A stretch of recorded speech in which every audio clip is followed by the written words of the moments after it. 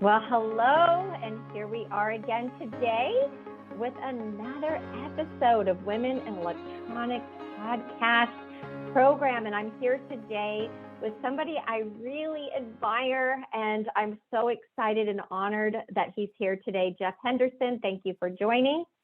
Jackie, great to see you again. And I can't wait to be back with you later this year in person. That's going to be fun. I know. I'm really, really excited about that. And one of the reasons I'm interviewing you is because you're going to be there, and we're going to talk a little bit about your session and why we're having you there. But I want to start out and just let you introduce yourself as far as what do you do, Jeff? What is your background and what do you do for a living? So I've lived in both the for-profit and the nonprofit world, as you know, Jackie, and I really help organizations clarify two questions. What do you want to be known for? What's your unique niche? What do you want to be known for? And then what are you known for? And when the answers to those two questions match, you create vision carriers for your company, and you grow your company and organization. And one of my life missions or statements is in a hypercritical world, often known for what it's against, let's be a group of leaders known for who and what we're for. And that's what I help do. And I've done that from the Atlanta Braves to Chick-fil-A to North Point Ministries. And now being able to serve incredible leaders like you, just traveling around the country, talking about what do you want to be known for and what are you known for, and trying to make sure that those two answers match. That's really tough. So I'm going to have to sit down and do some digging on that, Jeff, because, you know, it is, you're talking about authenticity, and it's so important to be able to be who you say you are. Really important question for leaders to ask regularly. But okay, so before we get into all these questions that I want to ask you, I want to start with just asking you your why. Okay, so it's kind of a big job that you have advising a lot of these very successful organizations. But why? Why is this your passion? What led you to want to do this? Well, as you know, I'm a person of faith, so there's the faith background as well. But for me, I want to leave things better than when I found them. My first business mentor sat me down my first day at work, and one of the pieces of advice he gave me is, when you leave here, I want all of us to be better, and I want this organization to be better. And it was a reminder, Jackie, to me that we all leave a wake in our background. And we've all done that already, and we're currently doing that, and we will do that tomorrow and in the future. And at some point we look back at that wake and we ask the question, are people better because I was here? Are organizations better? Is the community better? And that's really a part of my why. And I think one of the ways we leave a positive wake is to let people know that Jeff and Jackie were for me. And my favorite definition of the word for is to be in favor of. And I want the people that I work with and serve, I want them at the end of the day to know that I was more for them than I was for me. And I think that's the kind of leader that I've been around, and that's the kind of leader that I want. So for the why for me is I just want to leave things better than when I found them. I love that. And we talk about so much at Women in Electronics about mentorship and sponsorship and allyship and all these things. And that all ties in with that. And I just feel like if people could have that sense of, you know, elevating others above yourself, like that's kind of what you're getting to. We talk about this kind of thing all the time, but you know, so that leads me to my next question. Here we are, Women in Electronics. We are an organization that is set up to align with our male colleagues, to never divide. We're always about unity, but we want to advance women in opportunities in the industry. We only have about 10% of women in leadership roles, upper leadership roles. So we want to change that because we know that it affects the bottom line in general. So what are your thoughts in working with all these different organizations? What are your thoughts about women in the corporate world? And do you think it's important for them to be having these positions? What is your attitude about diversity at the table? What have you seen? What can you talk to us about that? Well, as you know, my former industry, the church, isn't necessarily known for elevating female leaders. And I wish you could talk to the people that I worked with at our churches, because that I was taught early on from my dad just the value of different voices. And one of the things my dad did early on, I live in Atlanta, is we went down to the King Historic Site and visited Ebenezer Baptist Church. My dad was a preacher, so visited where Dr. King preached, visited the memorial site, and he taught me early on just the value of diversity of thought in race and gender. And he said, even as a church leader, son, that I don't think the church is being served when we quiet female leaders. So for me, that was just always. I mean, he kind of stuck that in my heart, and I just never recovered from that in a really good way. And when I left Gwinnett Church to do what I'm doing now, I was thanked by our leaders who happened to be female to say, hey, thanks for believing in us. But for me, they were really easy to believe in because they were getting results.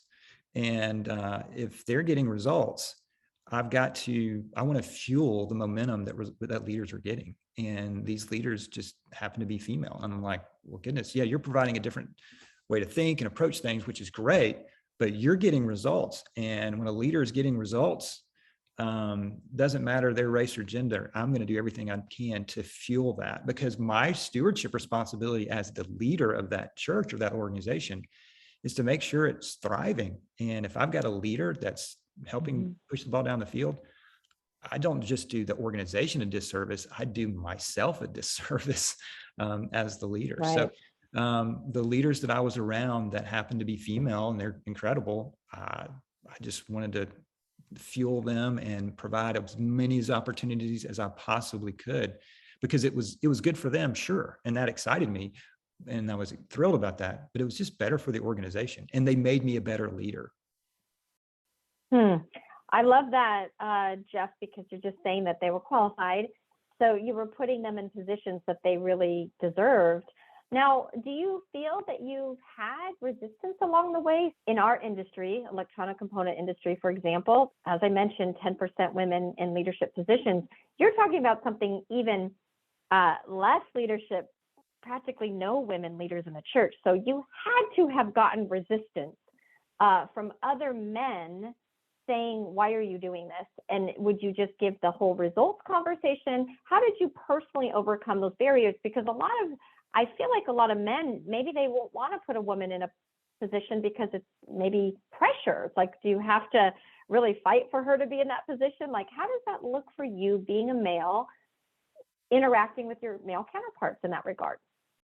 So, the thing with the church world is you have theological differences, right? So you have that conversation. So that's something, at least in electronics, you don't necessarily have to have. Okay. But that was part of the conversation that my dad said. It said, hey, here's the theology on this, and here's the theology on female leadership. And sure, we can disagree with that, but not to get into the theological part of that, but I just believed that what my dad taught me and wrote down. And so I'm like, you know what, this is what I'm going to believe in. And I would have conversations with people, interestingly, not as many as you would think. But there were some people that would leave the church, and I would totally understand and respect that. But at the end of the day, I just felt like this is what I believe. This is what I feel called to. And plus, as I mentioned earlier, they are getting results. Part of what I would tell these folks sometimes is that what you like about this church is actually what this person's doing, just so you know that. So, and I'm not going to pick a lesser leader. I'm just not going to do that if she's just crushing it and moving the ball down the field. And so I was willing to take the arrows in the back, if you will. That wasn't the only arrows I took in the back as a leader. We all take arrows in our back, and criticism and all that. But to me, criticism is easier to accept when you've done the due diligence in your heart to go, no, this is what I believe. This is what I'm going to do. This is what I'm going to do. And if I were to be inconsistent with my heart about what I felt as a leader in order to appease a critic, then my soul begins to deteriorate as a leader. And I can't afford that to happen. I'd much rather be true to my convictions and what I believe, and let the chips fall where they may. I love that, Jeff. It's really, really good advice. So this leads really nicely into my next question for you. So you're talking about a lot of values, you as a leader, knowing yourself, knowing your values, but we also talk about organizations needing to lead with values as well. And so that's kind of part of what you're bringing to this business world is taking a lot of leadership principles and values and bringing them to the corporate world. Love that you're doing that. But what have you seen? What are some of those guiding principles that you have seen across the board? Because you have worked with a lot of organizations. What is it that tends to work? So clarity really tends to work. And I would say also, I'm hearing words in the business world, Jackie, that I haven't heard. I'm hearing them more than ever before. Michael Hyatt says that with any disaster, with any crisis like we've been through the last couple of years, there's always something that can rise out of it that is good. And so I'm seeing words like kindness and care and compassion, purpose, values. I'm seeing them rise. Emotional health. I had a company, a multi-billion-dollar company, come in and invite me to talk about emotional health to their teams, because they said our teams, they're doing great work, but they are imploding. One of the things that surprises me as a leader, as a former pastor, is I would always, as a pastor, when I would go in to speak at an organization, I would always be really careful, right? I'm just, call me a nonprofit leader, right? These organizations are now coming in going, hey, because of your pastoral background, can you come in and talk about emotional health? And we really want to care for our employees. I think that's one of the things that we're seeing that could possibly be, I know that we probably wouldn't sign up for, a global pandemic and all that we've been through the last couple of years, but I think people are reevaluating. I think organizations are reevaluating what they're doing. And so that's those kind of words are, purpose and values. Now, John Maxwell's been talking about adding value to people for years, but I think, organizations are starting to catch up to go, wait, we do need to get work done. We do need to have results. But if our people are imploding in the process, that's not a win-win. So how can we do great work and have people be emotionally healthy, feel cared for? We can be a kind organization. I love what another mentor of mine says, Susanna Frost, who works at Chick-fil-A. She says, let's do hard things with kindness. I love that. Do hard things with kindness, meaning, leading a company in today's world, it's hard, but we can do hard things and we can achieve great things with kindness. And I love that. So that's actually what I'm seeing as I travel around. That was really incredible. I want to comment too that we are seeing that so much. And you're probably seeing that where a lot of people are holding a very big burden on their shoulders right now because talent is really hard to come by. A lot of changes that happened during COVID. Mental well-being is so not talked about, but we're seeing it from my seat where I sit. I see a lot of women falling apart at all different levels. I mean, the high levels, and then going all, to all varying individual contributor, to seeing a lot of overwhelm and breakdown. And really it's a lot, I think, because people have a lot on their shoulders.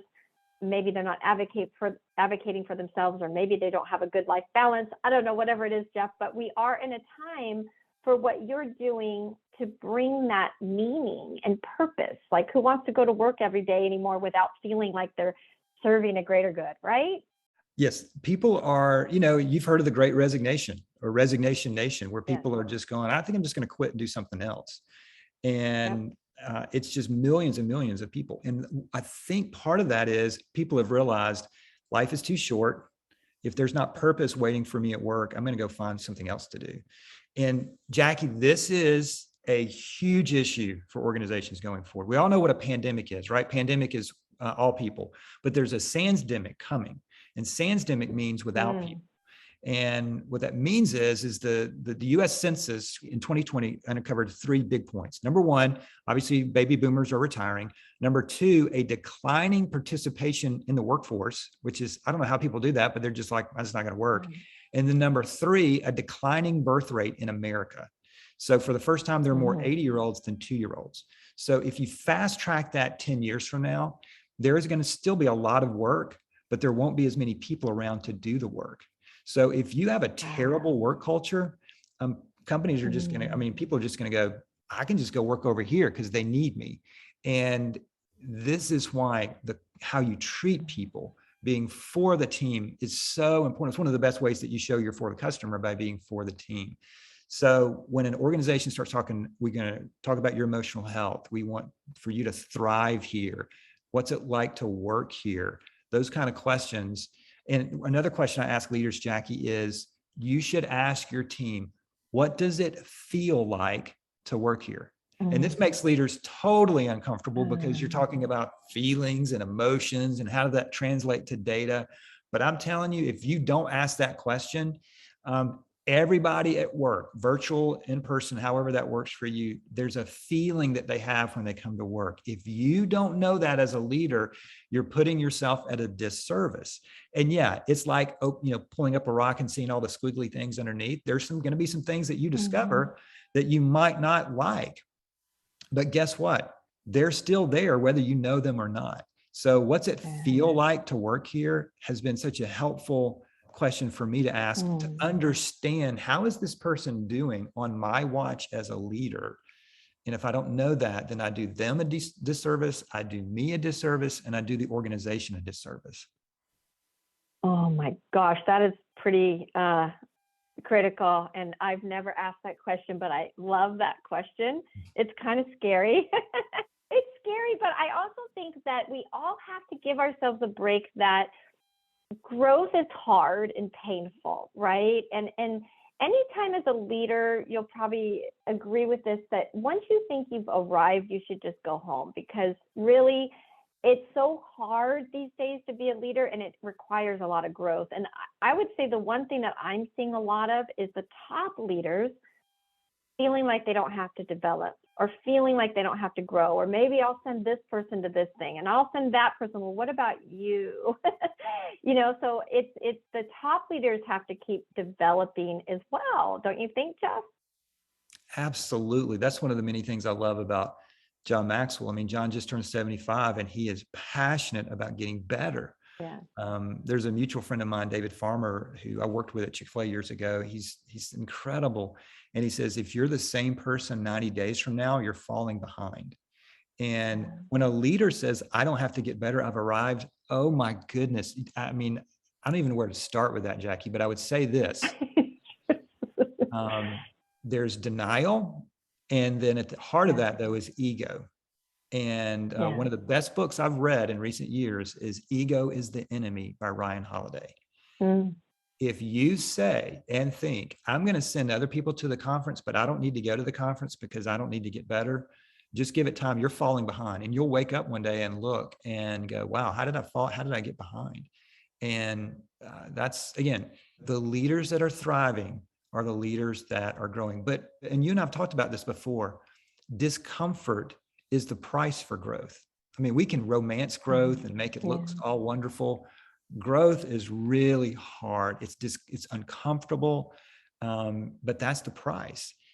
But if you choose not to grow, you pay a price of stagnation, and stagnation is a higher price to pay than discomfort. I'd rather pay for the price on the front side and try to get better and expose myself to different ways of thinking than just going, I've got it. I don't think I need to go to the Women in Electronics conference. I think I'm good. I'm going to let somebody else go. Oh my goodness, you're falling behind. And for me, I think it really helps that I've surrounded myself with people who think like, if I don't get better in the next 90 days, I'm falling behind, because iron sharpens iron. And typically, if you have a leader who's saying, I don't need to get better, either there's no one around them, or they've surrounded themselves with like-minded people who are going, I don't need to get better. Look at where I am. And again, that's why I've chosen to surround myself with people like a John Maxwell, or to do podcasts like this, or David Farmer, or others. They're saying, hey, I'm moving on. I'm getting better. Are you coming with me, or are you going to stagnate? And so being around those kind of people to sharpen me and inspire me and push me and sometimes criticize me helps me get better. But it's all uncomfortable. It's very uncomfortable, but it's worth the price. Jeff, thank you. I appreciate that, because you do inspire me. I love listening to you and a lot of your principles, because it's so refreshing. And so what I'm going to do is circle back around real quick to a personal question before we get into my next question about the conference. So we're talking about growing. We're talking about leadership.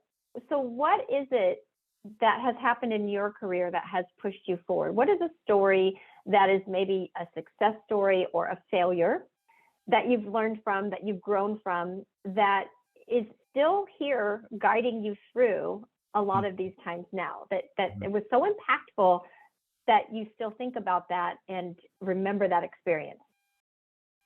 One of the stories I'm going to open up with when I'm with you at the conference later this year is what I thought was the worst day in my marketing career actually ended up being one of my best. And I had this idea about this event that we were going to give out these free gifts at Chick-fil-A, and people ended up throwing them on the field. And my boss came up to me and said, "Hey, there's an idea here. It doesn't look good right now, but let's keep thinking about this idea." And we kept thinking about this idea, and now it's become a Chick-fil-A tradition for the last 22 years. And so one of the worst days of my marketing career ended up being one of the best. Why was that? It was because there was a leader who was in favor of me and drew close to me and genuinely cared for me.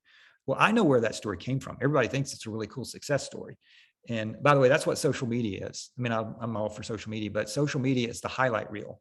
You typically don't get to see the failures. And so if you go to the Chick-fil-A headquarters now, you see this idea. It's in this room for guests. They give them this tour of the Chick-fil-A headquarters, and you see this idea that I came up with. It looks like a big success story, and it is, but they don't understand that it was a failure at first. And so there's a friend of mine that gave me a question because he was at Coca-Cola and he was the innovation director. And I said, "At what point do you roll out a new, soft drink or a new beverage or whatever? At what point does it have to work? Is it the 5th try? Is it the 8th try? Where does it have to work?" And he goes, "Well, that's the wrong question. The better question is, what are we learning? What are we learning in this process?" And that reminds me of John's book, Sometimes You Win, Sometimes You Learn. And so for me, I've had to understand in the middle of what I would interpret as failure, instead it's not failure, it's a learning opportunity. And so it's hard. I could fill this podcast with all the failures I've had. I could also fill it with what I learned as a result of that and how I got better as a leader. And so, I'm failing now in this new season. I'm trying some things are working, some things aren't working. But at the end of the day, I'm asking, okay, what did I learn? And what am I learning in this process that can help keep me moving forward? Well, I appreciate you saying that because it leads me to our conference theme, which is growing forward. And really, we're going to have a ton of women there. And then on our second day, we're inviting some male guests as well. But I really believe that women in particular have a very perfectionist attitude sometimes about trying new things, breaking out of their comfort zones, fear of failure. We are sometimes our own worst enemy. So what you just described, even what you're doing now, Jeff, you left something that was pretty cozy to step out and do something that required a lot of you being out of your comfort zone. Maybe just speak for a moment on that, because this is one of the key messages, I think, in this conference is growing forward. It's so good to grow, but we have to accept failures, right? So anyway, maybe just speak to that for one moment. As I do, Jackie, let me just say this as kind of a caveat. It's easy for me to say this as a guy. And here's why I say that. So the teams and leaders I led, strong leaders that are female leaders, they would tell me, they would say, "Jeff, you've got a little bit, as a guy, as a leader, you've got a little bit more margin to mess up than I do." And that's them saying that, not me saying that. Okay. So I want all the female leaders to understand what I'm about to say. I totally understand, because you're like, "Jeff, you've got margin to make some mistakes that we don't have." I totally get that. And at the same time, resilience still is a requirement for great leaders, just to be resilient and push through that. I'm reminded of the book Creativity Inc. from Ed Catmull, who was the CEO of Pixar. He said, "I could tell if the director of a Pixar movie was going to thrive or not make it here based on how they were able to take criticism and not take it personally and decipher it and go, okay, I'm going to take this and help me as a leader, and I'm going to take this and not take it personally." And that's hard. And it's harder to do that, I would imagine. Again, I'm a guy, so I could be wrong. I think it's harder probably for female leaders who are listening, because based on what I've been told, I have a little bit, as a guy, a little bit more of a margin to make mistakes and mess up. That's why for me, I love stepping in the gap for those leaders and go, no, it's not on her, it's on me. Let's talk about, how I can help. So I don't want to lessen how hard it is. I don't want to lessen the criticism, but if you can decipher the criticism from, I'm not going to take it personally, and I'm going to try to learn from it. And another thing I think it's helpful for all of us, guy or gal, you don't have to listen to everyone. You do need to listen to someone. And who is that? I mean, there were people, from as a communicator standpoint, I would communicate. That's what I did. And that's what I still do. I'll get emails from time to time that weren't always positive. So, but I had a trusted group of people that I would go to and say, do I need to pay attention to this? And sometimes they would say no. And sometimes they would say yes. Well, that's a trusted group of people, right? So all of us, men or women, we need to develop what I call as a personal board of advisors, people that are advising me, people that are advising you. And in fact, in my next book, What to Do Next, I talk about my personal advisory board and how to develop it, and how these men, older men in my life, older leaders in my life, have spoken to me and have allowed me to listen to them. And then they'll go, no, don't listen to that. Or yes, you need to listen to that. So I would just say this to the leaders, to your question, you don't have to listen to everything. You do need to listen to someone, but at the end of the day, responding to criticism and being resilient will be a requirement for leadership. On that note, oh my goodness, I think we're out of time. I think that this was an incredible podcast and a little glimpse of what's coming for your session at the Women Electronics Leadership Conference in San Diego in September. So those of you listening, sign up for the conference, come see Jeff. Yes. Jeff Henderson, so honored that you're going to be there. Really, truly honored. And thank you for continuing to inspire everybody along with me. Love hearing, reading your book, loved your book 4. Those of you listening haven't read it, please buy that book. Loved that book and just what you're doing, Jeff. Thank you so much. Jackie, I'm a big fan. Can't wait to be with you. And yes, as Jackie said, please come and see us at the conference. It's going to be a great, great day. All right. Thank you. You have a great day. You too.